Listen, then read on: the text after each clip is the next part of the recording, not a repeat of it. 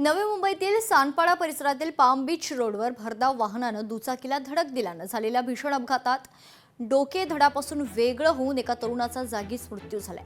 तर एक अल्पवयीन मुलगी गंभीर जखमी झाली आहे. या प्रकरणी सानपाडा पोलीस ठाण्यात 23 वर्षीय चालक सागर सांढा आणि 20 वर्षीय कृष्णा रावरिया विरोधात गुन्हा दाखल करण्यात आलाय. पोलिसांच्या म्हणण्यानुसार ही हिट अँड रनची घटना नाहीये.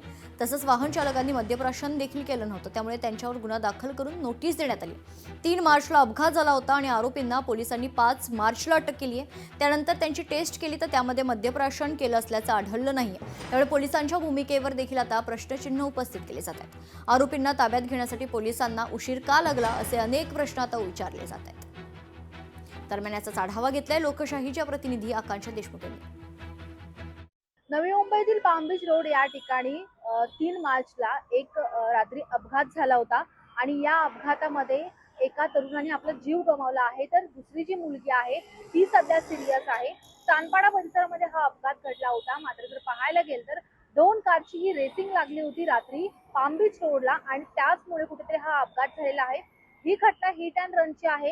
या संदर्भात जर पाहायला गेलं तर आरोपी त्या ठिकाणाहून फरार झाले आणि त्या संदर्भात सानपाडा पोलिसांनी यामध्ये गुन्हा दाखल केलेला आहे 2 आरोपींवर. मात्र या संदर्भात कोणालाही सध्या अटक नाही आहे. पाहायला गेलं तर या ठिकाणी जर हिट अँड रनची घटना आहे, मात्र पोलिसांकडनं म्हणत येतं की ही कोणत्याही हिट अँड रनची घटना नाही आहे. ज्या ठिकाणी पाहायला गेलं तर हा जो अपघात होता हा अपघात आधीच घडला होता आणि त्यानंतर त्यांच्या अंगावरनं, त्या मुलगा आणि मुलीच्या अंगावरनं ही जी कार आहेत, रेसिंग कार करत त्या कार गेलेल्या आहेत. त्यामुळे पोलिसांच्या म्हणण्यानुसार ही हिट अँड रनची घटना नाही आहे. आणि दुसरीकडे जर आपण पाहायला गेलात तर हे दोन्ही जे आरोपी आहेत त्यांच्यावर गुन्हा दाखल करण्यात आलेला आहे. मात्र हे दोन्ही आरोपी अपघात करून त्या ठिकाणून फरार झाले होते.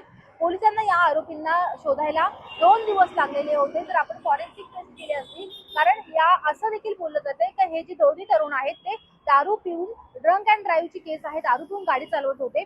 मात्र 2 दिवसांनी आरोपींना अटक केल्यामुळे कुठेतरी 24 तास उलटून गेल्याने यांची जी टेस्ट आहे ती टेस्ट झाली नाही आणि त्यामुळे यामध्ये सिद्ध झाले नाही का हे आरोपी आहेत त्यांनी मद्यप्राशन केलं होतं का, हे या टेस्टमध्ये स्पष्ट झालेलं नाही आहे. त्यामुळे कुठेतरी नवी मुंबई पोलीस, सानपाडा पोलिसांची ही संशयास्पद भूमिका समोर येते. कारण पाहायला गेलं तर या संदर्भात सीसीटीव्ही चेक करून या गाड्या नेमक्या कुठून आलेल्या आहेत, हे लोक खरोखर पार्टी करण्यासाठी, मद्यप्राशन करण्यासाठी कुठे बसले होते का, या सर्व गोष्टी समोर येणं अत्यंत महत्त्वाचं आहे. मात्र या कोणत्याही गोष्टी समोर आल्या नाही आहेत. कुठेतरी पोलिसांच्या हलगर्जीपणामुळे 2 दिवस लागले आरोपींना समोर आणण्यासाठी आणि त्यामुळेच कुठेतरी हा आरोपी अद्यापही मोकाट आहे. त्यांच्यावर कोणतेही फक्त गुन्हा दाखल करण्यात आलेला, अटक नाही करण्यात आलेली आहे. आणि असं बोललं जाते की हे आरोपी आहेत ते मद्यप्राशन करून गाडी चालवत होते आणि त्यामुळे हा अपघात झाल्याचं समोर आलेलं आहे.